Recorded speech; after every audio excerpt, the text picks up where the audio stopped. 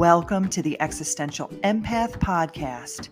My name is Tanya, and I am an intuitive empath. My intention is to share valuable tips, tools, and techniques that I have learned so you can tap into your own inner healer naturally and intuitively. Welcome back to the show, everyone. Today I have a special guest. I have Tim Cunninghamm.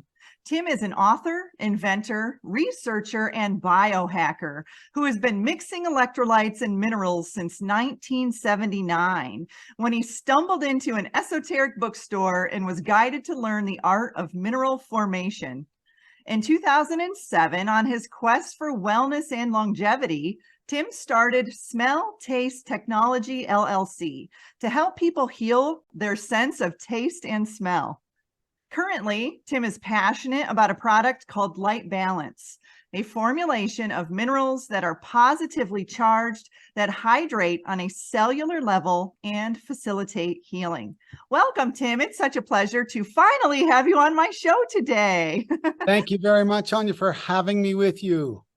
So you and we're going to talk about the alchemy of supercharged minerals on a cellular level, which is super exciting. And I'm actually going to start off with my story because I have quite a powerful testimonial as to how I even found Lyte Balance and how I even have connected with you today on this podcast. So this was probably about 5 years ago. I had moved across the country from the state of Florida to the state of Washington. And for any of you who have done that drive, you know it's about 5 or 6 days, right? So you're sitting in the car for a long period of time. Well, by the time I got across the country, I was in so much pain because I had been in a sitting position the entire time across the country. Well, I didn't really know what was going on with me. I just knew that I had progressively gotten more back pain over the course of the following months after I had moved across the country. So that was roughly in November. Okay. So I went from a really sunny environment to a very dark environment here in Spokane, Washington, and from a very warm environment to a very cold. So I felt like my body kind of shocked it a little bit. Well, as I was driving across the country, I was really thinking I was keeping myself hydrated. I was drinking reverse osmosis water, and I was doing that because I was trying to eliminate the fluoride in my body. Well, did not realize, and we'll talk about this in the show, that I was not properly hydrating myself. And so I had gotten to a point, Tim, where my back pain was so bad. My parents had to fly out from New York to take care of me. I couldn't even walk. I couldn't go shopping for myself. I couldn't do, and I was a college athlete. So this was really difficult for me. So my parents get out here, and this was probably 3 or 4 months after I had moved. My parents got out here and we went to a local natural food store here called Pilgrim's. And when we walked in the store, there was a nice gentleman there, and he was sampling this product called Lyte Balance. And he said, "Hey, you want to try this?" And I said, "Well, what is it?" And he said, "It's minerals." Well, he kind of explained, if it's salty, this is what you need to do. And this, which I'll have you explain in the show. But as my dad had some and I had some, and my body immediately was like, I want more. I want more. I could sense it in my body. And so I bought a bottle, my dad bought a bottle, and my mom bought a bottle. We each got one. So over the course of the week, we were supplementing with Lyte Balance, and I was probably taking more than I needed. I was just, because my body was really loving it. Well, I will say I have a beautiful picture of Manitou Park behind me. For those of you that live in the Spokane, Washington area, you know how gorgeous this park is. Well, before my parents got there, I could not walk. I couldn't walk to this park. But by the end of the week, after drinking the Lyte Balance, I was able to walk the entire park with my parents, and my body became more flexible. I became, I felt happier. I could get out of bed without struggling. My dad's neuropathy started to go away. He was having some tingling in his feet. So by the end of that week, my dad had stocked up. He had bought a bunch of bottles and took them back to New York with him.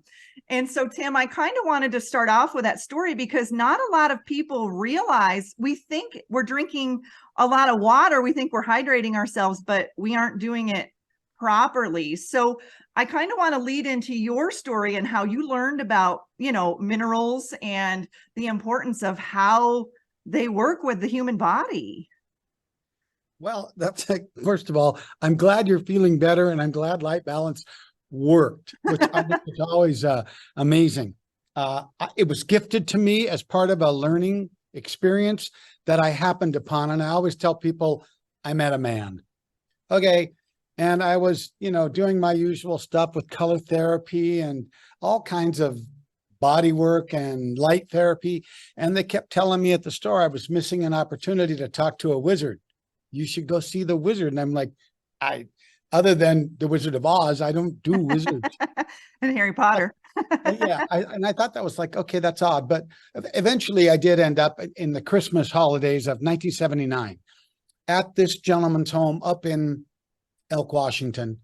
And he had a whole menagerie of animals around him all the time because he was actually working with animals to get them healthy.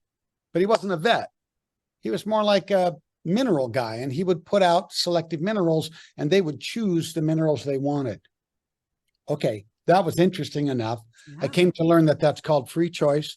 Very well known. You can research free choice with minerals and you'll find all kinds of great articles going back to 20s, 30s, and even most of the old school veterinary animal doctors, they knew all about this. Okay. This was interesting to me because when we sat and experimented with his mineral collection, of which I still carry forward to this day, he could tell by what I thought they tasted like what was going on inside my body. Wow. And I'm like, no. I'm like, hidden wires? How are you doing this? It was so amazing that he also hooked me up to a stethoscope that had a microphone in it, really loud. And he had me put it over my heart. And then he would have taste different minerals to see what sounds my heart would make when I swallowed. Okay, when you hear your heart go from a lub-dub to a lub-dub, you're like, what just did that? And you're holding a, okay, I got to know what this is all about. And that's how it started. That is so neat. And, I do that with my cat. I leave things out so he has the choice test. And right. So, Tim, when we're talking about this, you say that where we store water in the body will determine our health. Can you talk a little bit more about what you mean by that? One of my favorite stories about that is we also did a lot of research with John, my mentor. And one of the things he brought out was a book. It was from the 50s and it was written by Dr. Snively. I know that's a funny name. You think Snively Whiplash, but Dr. Snively was famous for writing books on electrolytes. And one of the ways that he explained it in the very beginning of the book was he showed you the landscape of the body, and he showed you that what extracellular regions mean and what intracellular regions mean. And he did it like a geography map. He had all the lakes and rivers under this pool, and the pool was what's inside the cell. It's intracellular fluid. And they float in a dish like Cheerios with the milk in the middle when you put the bowl, right? And they float in a bath of like milk.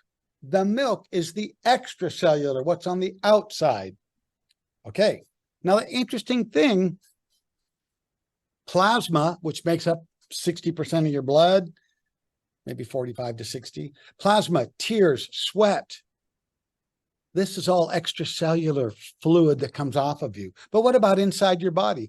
How dry your mouth is, right? All the way through the digestive tract, all the way out the end, how dry is it? That's an extracellular region. It is the outside of your inside. Got it? Now, think about all the lymph system, the drainage, the cerebrospinal fluid. Think about all the wetness that's in your body, your ligaments, the way your muscles slide on that fascia, how it moves and can tighten up. Like, why did your back get seized up, right? Because no fluid, you dried out. It was like rubbing 2 blocks of rough wood together rather than some nice wet sponges or what you see, you can feel the slick. So electrolytes bring grace, I call it, and slick to all the membranes. And the geography, surprisingly enough, looks like your blood pressure. Oh, really? What? Sure. When you look at intracellular and extracellular and you study the role of sodium and potassium, you see they have different places that they're important in the body. Sodium is important on extracellular fluids, and there's some of it on the inside. And potassium is important on the intracellular side, and there's some of it on the outside. They change places in this really amazing dance. Oh, and the guardians of when they're allowed to go in and out are calcium and magnesium. Okay. So you've got these four giant participants in electrolytes. They're all next to each other on the periodic table of elements, and they have a magical kind of relationship to each other. They support each other and help fluids move.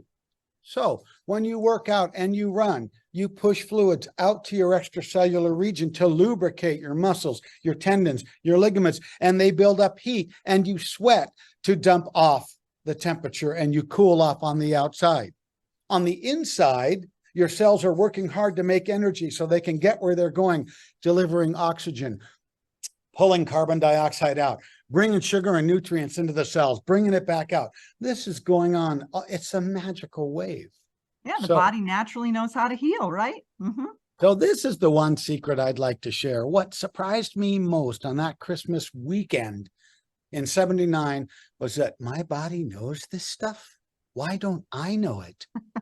I can taste something and you'll tell me it means X over Y. And when I sip it, it changes the way okay, this is blowing me away. Animals do it all the time. Why can't we?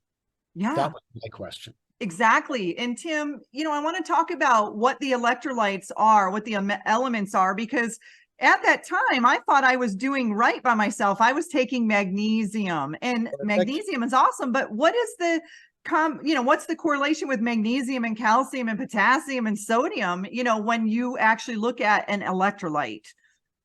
Well, that's a good question. There's a lot of electrolytes you can choose from. And the majority of them are based on a simple formula that the World Health Organization published about 15 years ago. So when we started to first have talks about hydration issues. We're at 2023 right now, but I can tell you starting in 1979, 80, there was nothing in the marketplace. You had that one that's named after an alligator. That's all. And I met that guy. He worked for my old company, and I would not drink that one. Okay, so the point, that's all that was there. And now you walk down, it's a whole supermarket section, right? So the industry's really grown. But still, most of those are based on a platform from WHO, which said if you're in a rapid rehydration crisis, salt and sugar and water, that's all you need. Oh, okay. You can do that at home. Yeah. That is a one-page story for a booklet that's probably 20 pages long. You get 1 page out of it. That's good. And that will get you out of trouble right away. Okay. That would have got you out of more trouble. Yeah. However, you were also throwing magnesium in there, which meant that you could have been throwing calcium in too, because they balance each other all the time. And then you had a lot of sodium in that salt, water, and sugar drink. Where were you getting your potassium? Well, if you'd had maybe coconut water, those two together, you could have got the washing machine going in and out and in and out, because it's all about this exchange. Okay. So most of the electrolytes today on the marketplace, and they are helpful for you sweaters out there. I don't mean the people that wear them when they want to get warm. I mean, for those of you that really do sweat, it's good for you. Hypohidrosis. Right? That's good. But a balanced electrolyte looks a little different. It's what they use in a hospital, and they do it for very specific tasks. When you walk in, they get your blood pressure right away, and a nurse has incredible training. She looks at your body weight and everything. She says, we'll need A, B, C, or D. We either got to push it this way or we got to push it this. They know that automatically. To get one in the middle, that's what we tried to do. And that's what my mentor said. You want one that does everything at the same time, and it's safe to use all day, every day, not just one that goes one way or the other. That was the idea. Absolutely. And, I've got I got a bottle in my car. I've got bottles in my home. I have them. One thing I did notice is when I travel for long distances, drinking Lyte Balance, drinking that electrolyte, oh my gosh, I feel so much more flexible. You know how you can get locked up when you drive for long periods. And I think that's what you're right, Tim. I wasn't incorporating the potassium because I would wake up in the morning, and the moment my eyes would wake up, my body would go into lock. It would lock up on me, and I couldn't figure out, why is it doing this? Like, I'm taking magnesium, I'm doing the pinch of sea salt. I was doing all these things, but clearly I wasn't doing the potassium. That was the area that I was lacking in. Yeah. But we don't often think of this like this. Sodium is muscles clenched. It tightens. That's a sodium muscle. Oh. Potassium is a muscle at rest. So they have functions. So when you look at blood pressure, again, 120 over 70, and 95 is the middle of, it's 25 above to 120 and 25 below to 70. Now, when the heart switches, it's got a tension, squeezing, pumping, and a relaxation, open, filling. The minute it fills, squeezing, pumping. You have both these things going on at once in your heart. So you need contraction and expansion. Contraction, expansion. Now here's where it gets interesting. The more potassium you have, the more expansion you have and the less contraction. Yes. The more sodium you have, the more contraction you have and the less expansion. So you didn't have enough potassium and too much sodium, so you clenched. That's horrible. If it had been the other way, you could have been like, I can't get out of bed. I'm depressed. I can't move. I feel like a big marshmallow. I don't want to do anything. So there are these variables that happen in this wave, which is why being in that middle, that sweet spot of that blood pressure is really critical. Getting close to the one, if you have low blood pressure, some people are like, oh, I'm 90 over 50. No, get it up there to 110. Well, my doctor says lower is better. Hey, if you're a mechanic, you don't have low pressure or high pressure tires. You don't have high fluid pressure or low. You have it in the middle. Yeah. You want the ability to be flexible, right? Both ways. So that's the idea. So the sodium, the potassium, and the magnesium in this mix have a job to do. But you keep asking the specific question about what do they do? So I'll share with you one of my secrets that goes back to the landscape idea. Okay, intracellular, extracellular, all the body fluids that you have, all the digestive fluids that you had, everything that keeps your colon wet so everything moves through you, and the minerals in there that extract all the goodness out of the food before you throw it away. Yep. Yeah. Sodium, potassium, and magnesium, the first name of that compound, tell you where they live. Potassium lives in the cell. Sodium lives outside the cell. Magnesium lives in the membrane that separates them. Oh, wow. Calcium lives there too. Calcium and magnesium are best buddies. They're like, they hang out together all the time. The last name of the compound, chloride, sulfur, bicarb, phosphorus, they tell you what they do. Oh. All right. Potassium chloride brings water. Chloride brings water into the cell. Sodium chloride brings water outside the cell. They're directors. They take them places. Potassium sulfate squeezes water on the inside of the cell where potassium lives, and sodium sulfate squeezes water. Now, why do you want to squeeze water out of the cell? Well, you want the perfect mix of water, air, and pressure so that each one of those balloons, if you put it in the bathtub, would sit in the middle of the tub, not on top and not on the bottom. They would almost be weightless. Oh. So all of your cells then are actually weightless in your bloodstream. See, when you get a balance, there's levity, right? You're floating. So when you mix all these together and you get the sulfur squeezing and the chlorides expanding and the bicarbonates adding a little bit of air, so there's bounce in there, you know, it's like bouncy then. And you look at that phosphorus, oh my gosh, feeding the cell's motor, ATP. That's the motor in everybody's cell. Your mitochondria cell is the little battery that turns your cell on, runs on phosphorus. We're big on phosphorus. So all these things have a place. They go to work in their place and they deliver 4 or 5 different things each time they go there, all through the system. Oh, wow. That's actually fascinating to hear the I know, it's kind of fun. Yeah, background of that. And so, Tim, why aren't we getting these electrolytes? Like, you know, because some people may say, I didn't even think about an electrolyte imbalance. Like, what are some signs of an electrolyte imbalance and signs that we might be dehydrated? That's even a better question. I can't answer why we don't, except that we live in a world that's completely different from, thousands and thousands and thousands of years of development, hunting and gathering, living close to the land, eating actually off the ground. It's just a totally different animal. Yeah. Okay, number one, our evolution process. If we take that idea and say, well, I didn't even know. Well, let's just go to the signs. We talk about 5 things your hands can tell you about your hydration. And they're also tied to blood pressure. So I'll try to show it. Yeah. When you're sitting down, put your hands on your lap. And then look at your hands. They're flat down. Look at the back of your hands. See if there's veins on them. Or do you have veins on the back of your hands? Yeah, a little bit. Okay, now if you slowly raise your hand up to your eye level, do you still have veins on your hand? Not so much. Right. Bring it into your chest and you say, oh, that's my level. Once you get above that level, they drain.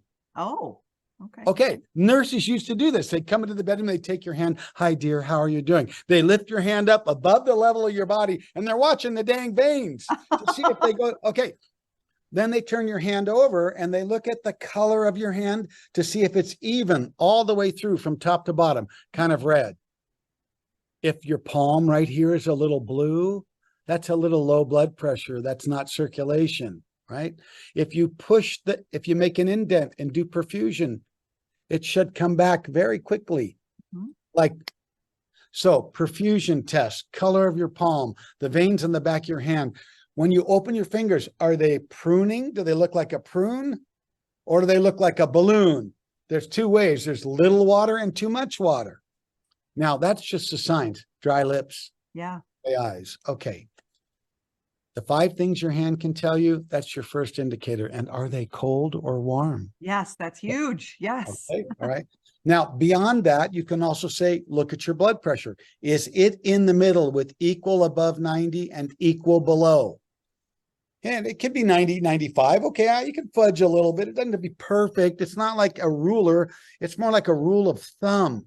So if your blood pressure is normally, lower than, let's say 100 over 90 or 100 over 60, you're kind of centered low. You're not in the middle of 90. 90 being there, you don't want to be too high. You don't want to be too low. And that's the thing that's important. Your blood pressure tells you where your water is.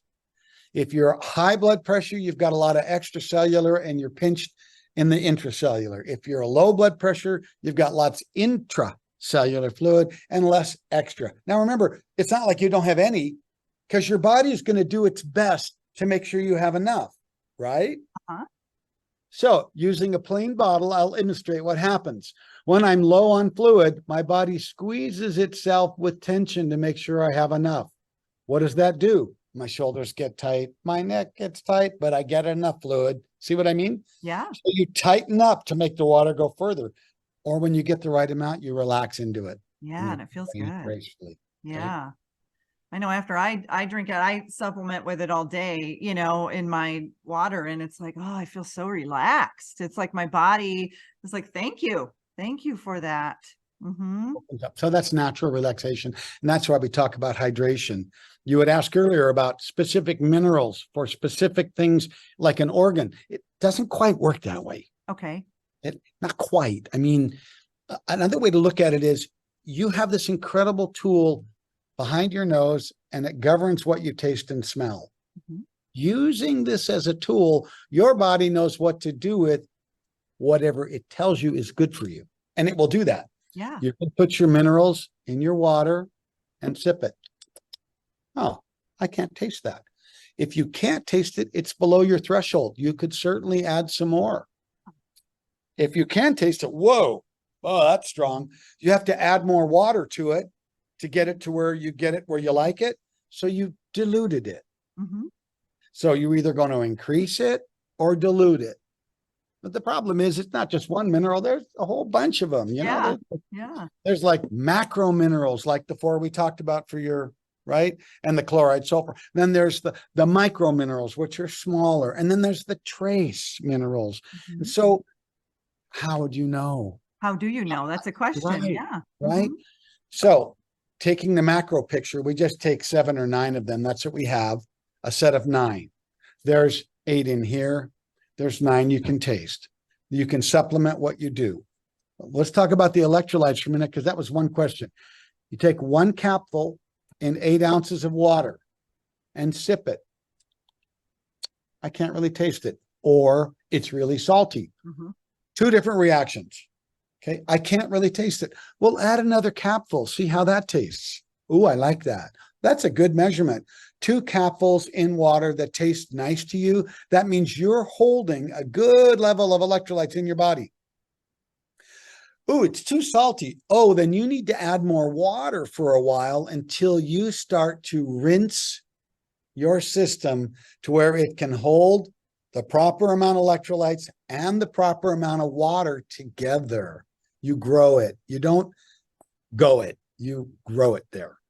Oh, wow. Yeah, it was funny because when I first drank it, I didn't taste it. My dad didn't taste it, but my mom thought it was really salty. It was funny because all 3 of us, when we tried it, we were all very different in how we took the Lyte Balance in. And so I want to talk a little, you deal a lot with smell and taste. And I know after I had COVID, I lost my smell and my sense of smell and taste, and I didn't know how to get it back, but I ended up finding out zinc. Zinc was my thing.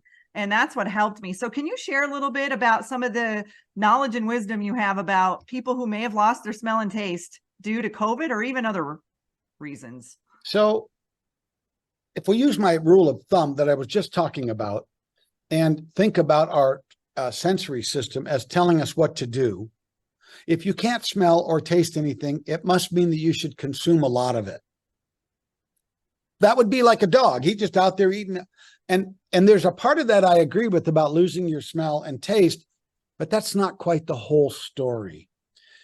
Yes, minerals and the density of minerals in your body are responsible for every kind of electrophysiological reaction you get.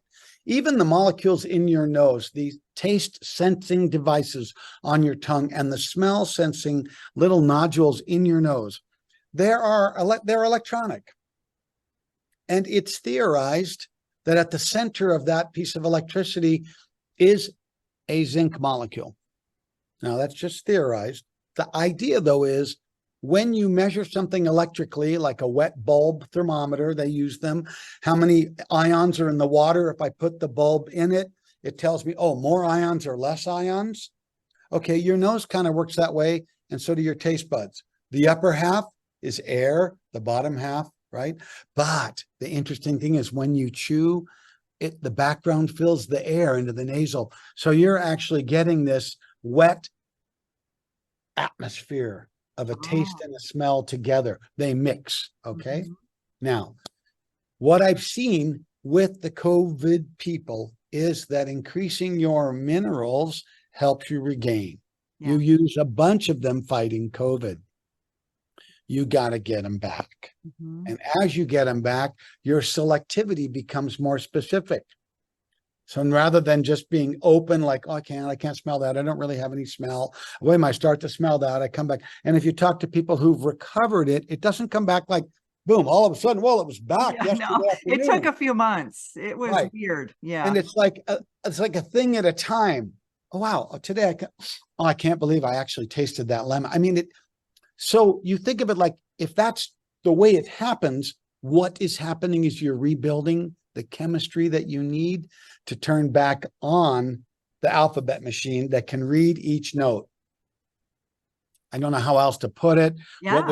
What would you do to get there? Well, you can be sure that if you got through COVID and you're here now, you spent a lot of chemistry to get where you are now. Yeah, I'm glad I had my Lyte Balance on me when I went through COVID. and that's one part of it. And that's just the hydration to keep you moving. Yeah. But it might have just allowed you to reach into all the corners and grab stuff that you had hidden all over your body. Your net level dropped. Now the question is, how do you increase and do it intelligently? Nutrient-rich foods. Yes, junk foods are not going to get you better after COVID. You're going to go for nutrient density. You're going to go for all of your good stuff, the bright reds, the bright yellows, the bright greens, these deep, rich, yes, That's absolutely true. You might even find that you've fallen in love with beets and you never liked them before. In this earthy, deep, rich, what is that? Well, we're talking like heavily mineralized. That is a heavily mineralized food. Okay. Yeah. That's just one example. Okay. And so when you start to think about how do you get back from that, you really want to mineralize. In all the work that we've looked at in terms of electrolytes, vitamins, and minerals. Electrolytes come first, lipids, oils, fats come second. Mhm. Third, protein is an electrolyte, believe it or not. If you're short in protein, you will not be able to hold on to your electrolytes. I call it the fifth beetle, like, it's the fifth electrolyte outside of those four big ones. You want to think about, am I getting enough protein? And the last one, the smallest amount of pages they give in a book about electrolytes, they give about 3 or 4 pages to vitamins. Yeah. We get so many vitamins from everything that we eat. And you're right to say we mostly get it, whether you're eating products from the processed foods, whether it's just grains, even good bread is fortified. The flour is fortified with B vitamins. So that whole group has been handled. It's the minerals that haven't been handled. They come out of the soil. And if you re-mineralize your diet, using your mineral set and the foods that go with it and the electrolytes, you're getting a pretty broad band of electrolytic and mineralized recovery. Absolutely. And, there was a time when I would supplement a lot, but I learned the art of muscle testing, and now I muscle test everything. And I will tell you what got me through COVID was Lyte Balance, ORMUS, orbitally rearranged monoatomic elements, and ozone therapy. Those were the 3 things that me and my friend, we were doing this in my apartment, and it smelled like the ozone in here. But I'll tell you what, it really amped us up, and just understanding the power of minerals and and how they can really boost our immune system. And so, Tim, how can we use Lyte Balance rather than just putting it in water? Can pets drink Lyte Balance? How can we put it in recipes? How do we use it? First of all, yes, pets. My pets have always had, my dog would smell the vitamins with me. He was so cute. He would look embarrassed if he didn't like the smell of it. He would look away. But if he wanted it, he would do that little happy dance with his feet and lick his lip. And the same thing was true with minerals. He had 7, 8, 9 bowls of minerals, and he also had free water. Remember, anytime you share electrolytes with your pet, you put it in a separate bowl so they have free water choice and electrolyte water choice. So then how much is it? A capful, a dropful? How do you start with? One cap to a cup is pretty much the rule of thumb. All the time. You could put 2 capfuls, but you certainly wouldn't want to put 3. And it's like, it's safe. And besides, they'll take 2 licks and go back to the water. Okay. That's a whole different thing, as long as they have choice. Good to know. So Lyte Balance is not just meant for water. That will give you a shower. That will run water through you, which is great. You're on a hot day, you're racing, you got it in water, you're drinking it, and it's just going right out you and cooling you off. You want to prep for a race, you want to mix it with a juice or a glucose base or a fruit, or stick the top of it in a watermelon for a half an hour and let it saturate the watermelon like we used to do with other things. That's a really great way to make a salty watermelon. Okay. Now, if you put it in dairy products, kefir, yogurt, chocolate, milk, or regular milk, you're going to get a whole different effect because you've got protein and fat. Oh. So you drive it deeper depending on what you mix it with. Protein and fat and digestible food, soups, salads, baked potatoes, mix everything. I cook with it all the time. I do too. And all my sauces. Yeah. That drives it into deeper. That's core foundational hydration. Water is running and getting a lot of sweat out. It's like taking a shower. Juice will give you energy and digestive speed when you go down that racetrack. Yeah. And I've had where I've sweat and I've come home and my cat will start licking me. Like, yes. Yeah. Hey, don't waste that. Give me some of that. It's like, you taste good. Yeah. Well, Tim, this has been such an interesting show. Where can people find Lyte Balance? Where can they purchase it?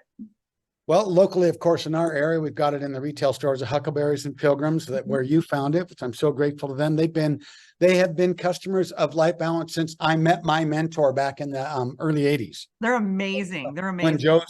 Joe's dad was running Pilgrims over here in the valley. Huckleberries Yolks is carrying it in a lot of the stores. And if you don't have it in your Yolks, ask them. Yes. And then you go online to Shopify and pick us up at lytebalance.com.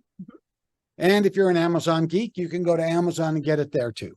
Absolutely. And you'll be able to get it on my website as well. So there will be a discount code that I'm going to leave in the description for you to try your first bottle of Lyte Balance. I promise you, you're going to want it. You're going to want to try this because, like I said in the beginning of the show, it changed my life. It changed my mom and dad's life. And we didn't even realize it came to something as simple as an electrolyte and balance. And so, Tim, I appreciate you coming on the show. Is there anything else that you think we need to share that maybe we didn't touch on in the show that would be of value to the listeners? I think we did pretty good, but I want to say I'm grateful for you calling and asking the questions. And I love talking about this to people that are energized and are interested in taking care of themselves and actually learning how to trust their own body to drive them where they need to go safely. So listen to your body. It's your best friend. I'm just telling you. And I'm glad you cheered me up by asking, because I love talking about it. Thank you. I can tell. I can feel your passion in it. And my entire show is about how to tune into your inner healer naturally and intuitively. So I feel that, Lyte Balance was right in alignment with what I talk about on the show. So thanks for coming on, Tim. I really appreciate your energy and the time that you spent with us today. Thank you also. Come back again and visit me anytime. And anytime you need me, just call me. You deserve to navigate your life in alignment with health, happiness, and abundance. To learn more about the services that I provide, including Beyond Quantum Healing Hypnosis, EFT tapping, and the Emotion Code, visit my website at www.theexistentialempath.com.